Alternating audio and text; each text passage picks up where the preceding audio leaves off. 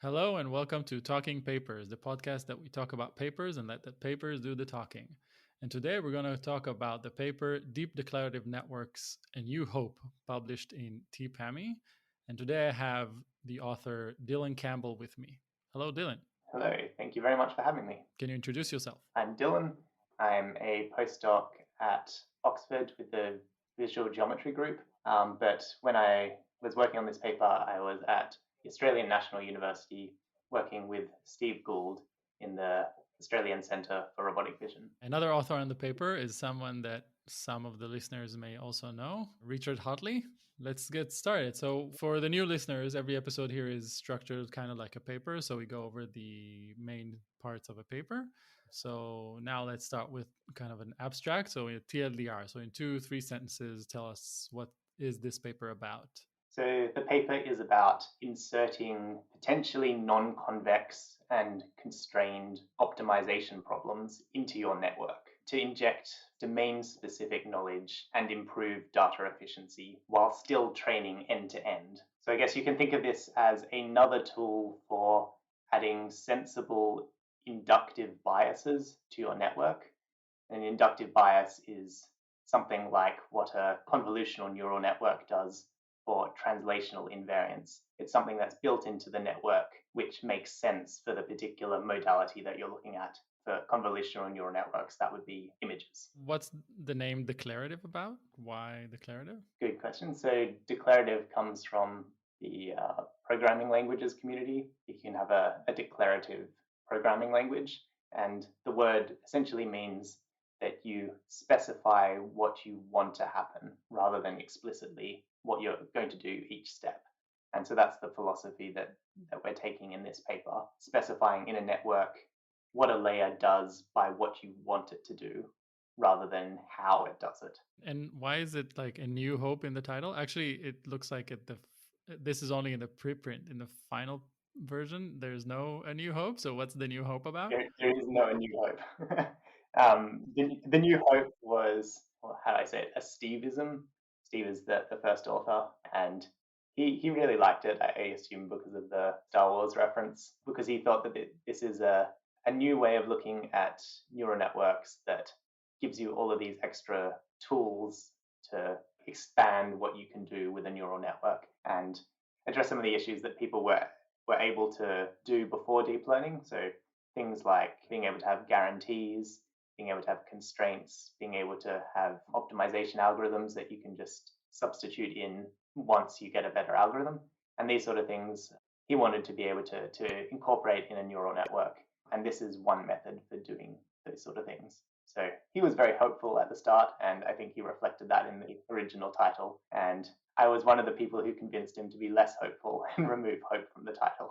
Yeah, I'm still hopeful. So let's move to the next section of the paper, the introduction. What is the problem that this paper is addressing? So at a high level, there's a trade-off in deep learning between expressivity on one side and data efficiency on the other side. And so you can think of this as the trade-off between having a black box that has infinite expressivity if you have infinite data and infinite capacity, but it doesn't have interpretability. And on the other hand, with a white box, which you don't need any data for, and has good interpretability. So you've got these two things that are on either end. And what this paper was attempting to do was providing a way for you to choose somewhere in the gray region between the two by letting you define differentiable optimization layers in your network. So this means that you can make your network more data efficient and more interpretable, and you can provide guarantees about things like optimality or the nature of the output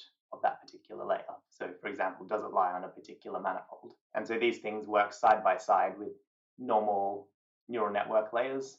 And so you can go from the spectrum of a fully learned network, fully black box, to fully white box, and choose places in between depending on your problem. So you can make a good selection of that trade-off.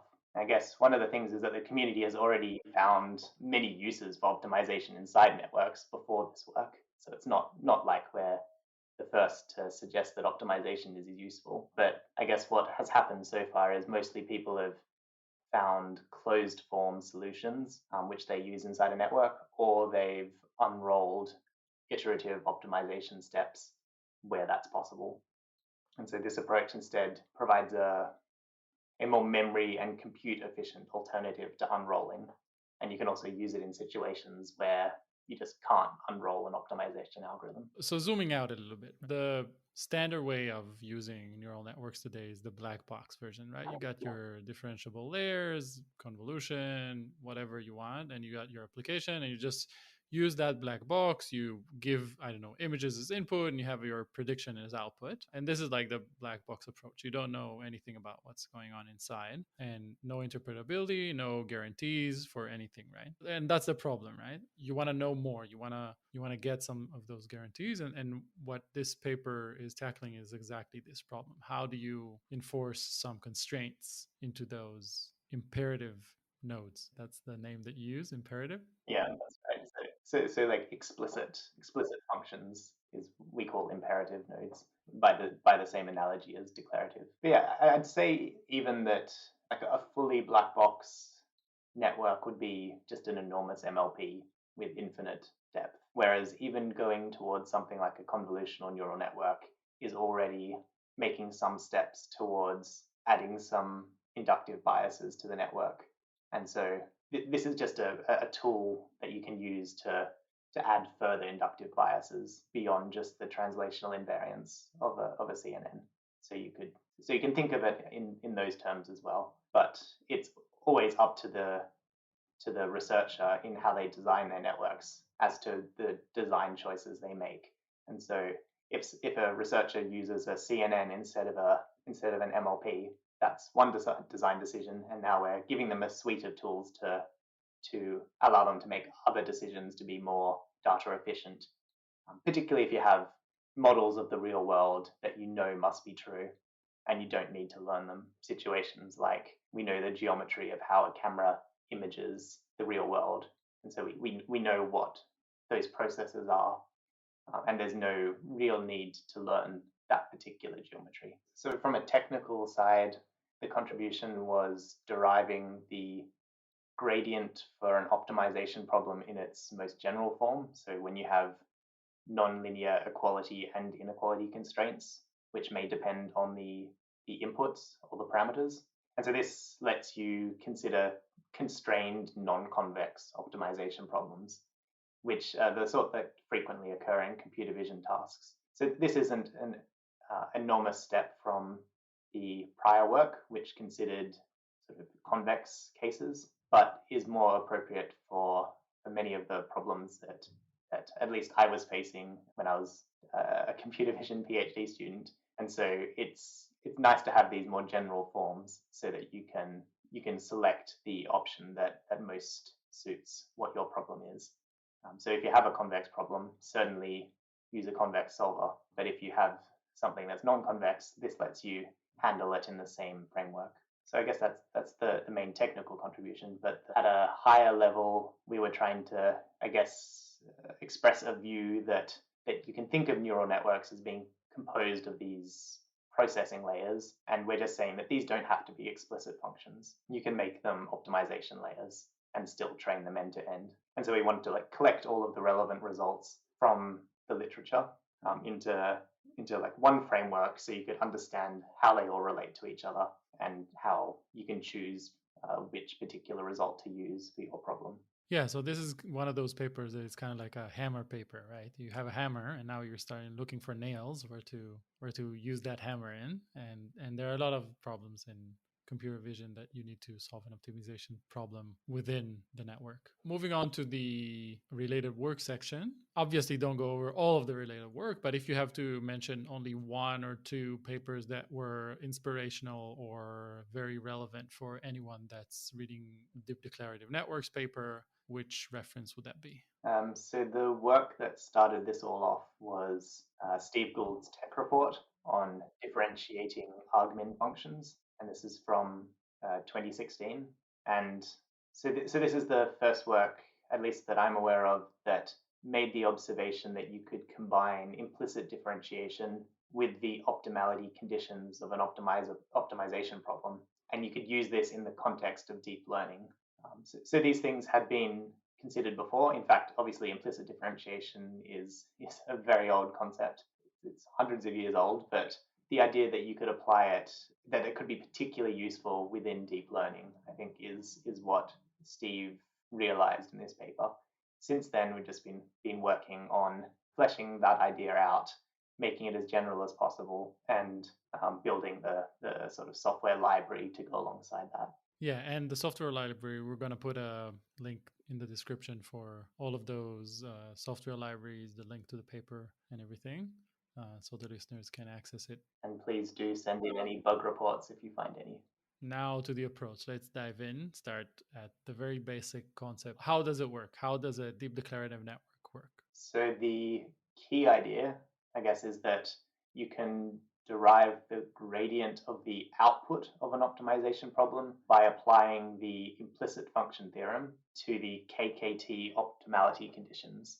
And so I'll explain what each of these things means. So the implicit function theorem is a way of, well, it shows the existence of a gradient, but it also provides you with a way to compute the gradient of an implicit function. And this is the sort of a function where you have all of the variables appearing in the function and then setting them equal to 0 or some constant. So if you have the equation of a circle, then you have x squared plus y squared minus r squared equals 0.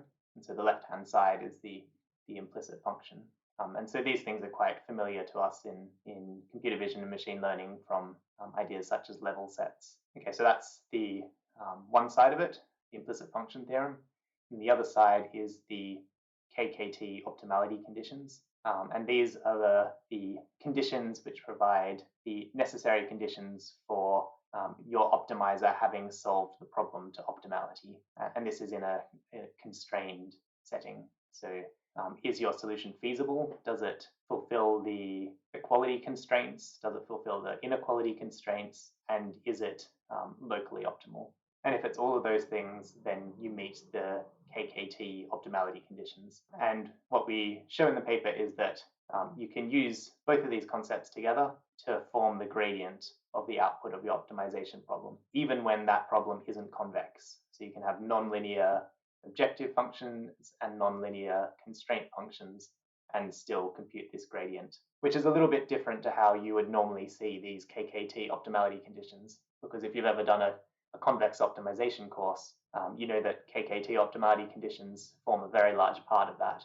But the insight here is that in this context, they apply for the non-convex optimization, so long as your objective functions are locally twice differentiable. Because I guess you can think of things as being convex in the local neighborhood. And I guess the key point here is that this means that the optimization layers are compatible with end-to-end learning in a neural network. And this means that you can have optimization problems that have arbitrary but twice differentiable objective functions and arbitrary but twice differentiable equality and inequality constraints within your network and still train end-to-end. So that's the main technical point. But I guess the other things that we do in the method is we show what this looks like geometrically. So we give a geometric interpretation for this, which I find quite useful to try to build an intuition of what's happening visually, because I tend to like understanding mathematics in a visual way.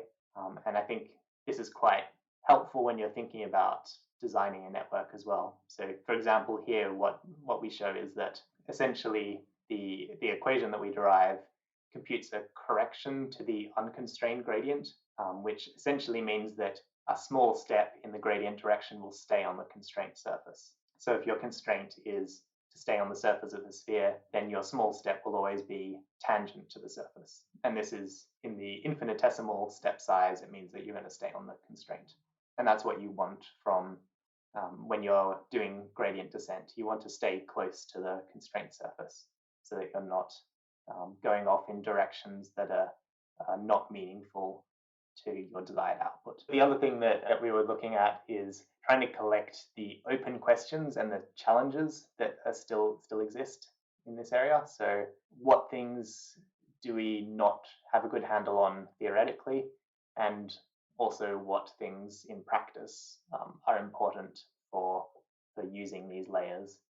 So examples of this is things like when you have multiple solutions, so you've got a non-convex optimization problem, or you have a convex optimization problem with a flat region, then what do you do in these cases? Because you've got many valid solutions, you've got a valid gradient for all of those solutions based on the theory. But when you're training a network end to end, it's not just enough that you've got a valid gradient. You also want your network to learn something useful. So we're looking at questions of whether it's particularly useful to use things like global search to find a good local optimum in your optimization problem. And that, at least for the problems that I've looked at, does seem to be quite helpful, because it's, I guess, intuitively finding a bad local optimum isn't really going to help the network learn anything useful. So it's, in many ways, it's probably better to try to find the global optimum or something similar to that if you can. It kind of ties to the results section. Can you give like a practical example that you used in the paper to show those principles? So the examples we had in the paper were essentially taking parts of existing networks, so things that are familiar to people in deep learning. So the first one is average pooling, and then looking at it through a declarative network lens and seeing what sort of changes you could make to it using this framework. If you look at average pooling, in the literature, one change that has been made already and has had quite a lot of success is, instead of taking your pooled features as a set, taking it as a sequence. So this was the rank pooling work, which Steve and other co-authors worked on quite significantly, and in fact is why the original results for the tech report in 2016 came about, was from this work. So that's one possibility, but in the paper we look at a different possibility, which is robust pooling. So instead of taking the average of the pooled vectors, instead to take a robust average. And you can think of this as selecting the dominant mode in that window. So you could immediately think, well, why do we just select the dominant mode? We could select multiple modes. We could do some clustering. And in fact, you can think of multi-head attention as doing something similar, selecting multiple dominant modes in a sort of pooling operation. But to go back to the simple case that we were looking at in this paper, which is robust pooling, this is taking the dominant mode, applying a robust function, and getting the robust average of the window. The first example that you just mentioned, there's a very cool notebook showing how that works, right? That you took a bunch of points, you computed their mean, and then with a bunch of outliers, and you computed the mean, and then you showed how with different robust functions you converge to the correct mean and ignore or reduce the influence of the outliers. Yeah, that's absolutely right. There's a whole bunch of illustrative Jupyter notebooks available at the website, which run you through the different concepts. A lot of the things in the paper are in the notebooks, and a whole lot of extra material that we developed for the ECCV tutorial.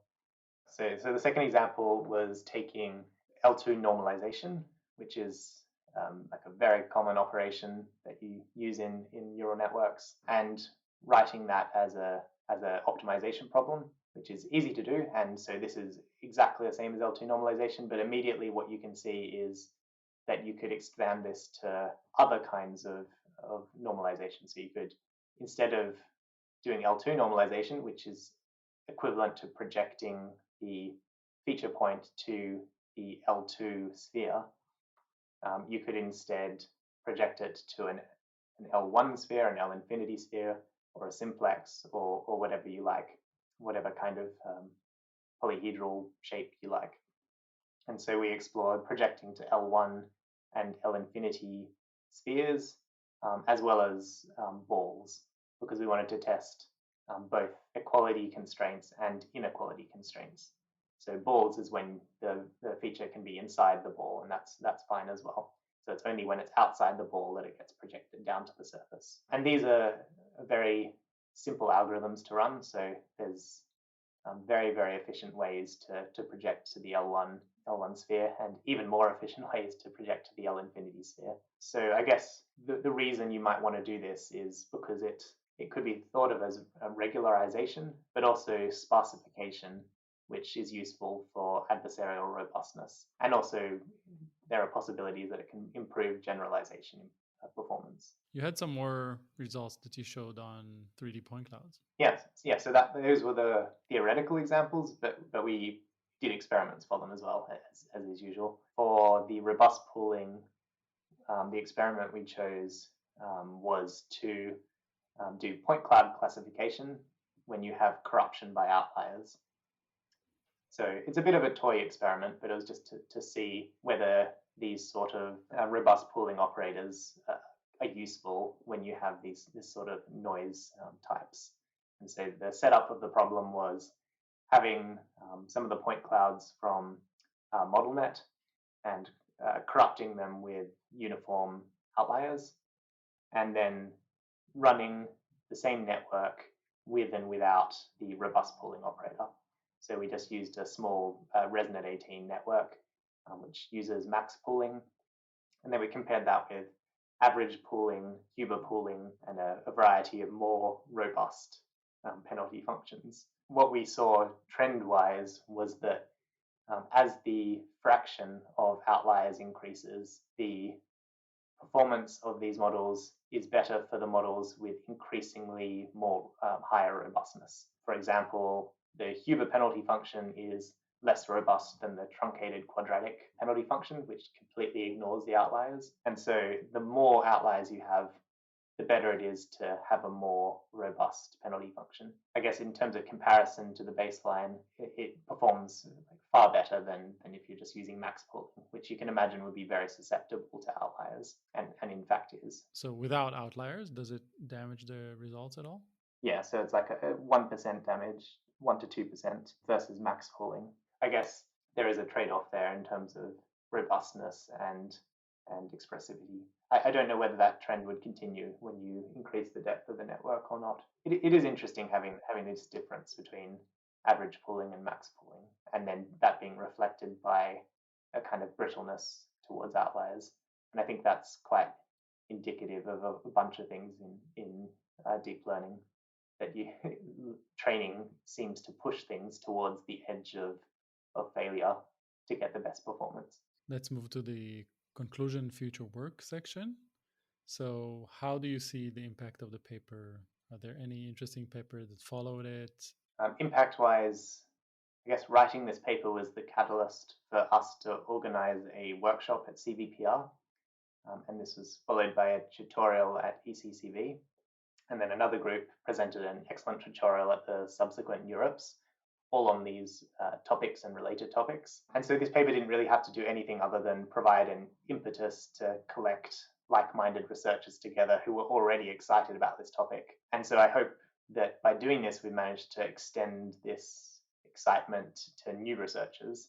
And I think that was one of the reasons we wrote the paper in the style that we did, because it's, in a sense, it's archival. It's sort of collecting existing results in a very coherent and unified form, and it's also written in a fairly pedagogical style, in that we've made it quite clear, sort of the different steps in it, and also accompanied it with Jupyter Notebook tutorials, because it would be a good reference, well, hopefully is a good reference for students who would want to learn about these tools. And I guess that's the main thing, is to give students and researchers something that they can have in the back of their mind when they're attacking interesting problems, to think whether optimization might be useful to include in their approach. And obviously it's not going to be needful in all circumstances, certainly not in all circumstances, but when it comes up, it's good to have in the back of your mind as a tool in your toolkit in machine learning. Most students right now, they have a problem like, oh, let's throw a neural network at it and train everything from scratch, where there's probably a good solution using some optimization. And now they can use it inside the network, right? Which before was a problem, right? You were blocked. If you want to do something with optimization, you have to disconnect it from the network. You can't train anything end to end, or maybe you could, but just for specific convex problems. And now you can just plug it in as a declarative layer and use it as is. It's not appropriate for all situations, and and the approach of getting more data and training a black box is still going to be incredibly important. But I guess you don't have a lot of data in all situations. And so there are certainly occasions where you want to be more data efficient. And being able to inject this domain-specific knowledge gives you a way to be data efficient.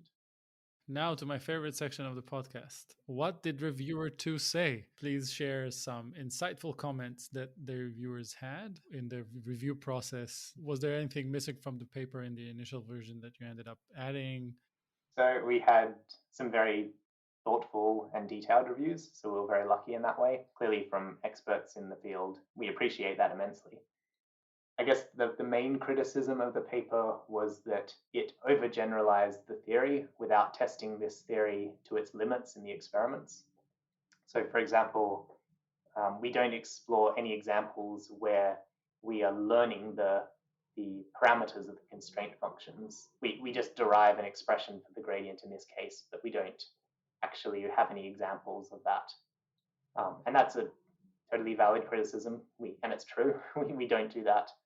And there remains a whole lot to be explored by us and by the community. I think it's still valuable to provide general results, even if you can't think immediately of a particular use for them. It seems to me to be the sort of thing that could be useful, but yeah, I haven't come up with a particular case where I would want to learn the constraints and the shape of the constraints yet myself, other than I guess in very toy and trivial examples. And I guess the other thing that came up in the reviews, which did provide a useful way into thinking about who was reading the paper, was the implementation considerations. So we had skipped over them a bit in the manuscript because we provided the software library, and obviously you have to put a lot of thought into how you implement things, because obviously PyTorch is written in a way that's very efficient to back-propagate and to do the forward and backward passes. And so when you are fiddling with that, you want to make sure that you're not ruining it and you're not doing something in an inefficient way. And so these details have big impacts on the memory and time efficiency of your network layers. And so if you want this to be, as I said, to be a useful tool for people to use, then it does actually matter what you do in the implementation. And so we included in the revisions of the paper the tricks that we used to do this. So things like the usual vector Jacobian products. So you don't ever form the Jacobians themselves because these things can be enormous. Using parallelized computation. So you never actually split apart the batches. And then there's also some memory speed trade-offs that you have to make sensible decisions about in the software implementation. And I think one of the papers that I looked at to get a sense of how this sort of thing could be usefully included in the paper is Brandon Amos and Zico Coulter's original paper on differentiating QPs, where they do talk about the implementation considerations and emphasize that these things are actually quite important, even though for some people that might seem like an engineering consideration. It's actually kind of the heart of a useful tool, is making sure that it works well. Brendan was also part of the ECV tutorial organizers and speakers. Okay, so I guess that wraps up the Deep Declarative Networks paper. It is a new hope. I would like to thank you very much, Dylan, for being a guest on our podcast. Yeah, I put all the details below. You can contact Dylan with questions and explore his amazing Jupyter notebooks that he and Steve and the team worked on. Yeah, so thank you very much. Thank you very much for having me. Thank you for listening. That's it for this episode of Talking Papers. Please subscribe to the podcast feed on your favorite podcast app. All links are available in this episode description and on the Talking Papers website. If you would like to be a guest on the podcast, sponsor it, or just share your thoughts with us, feel free to email talking.papers.podcast@gmail.com. Be sure to tune in every week for the latest episodes. And until then, let your papers do the talking.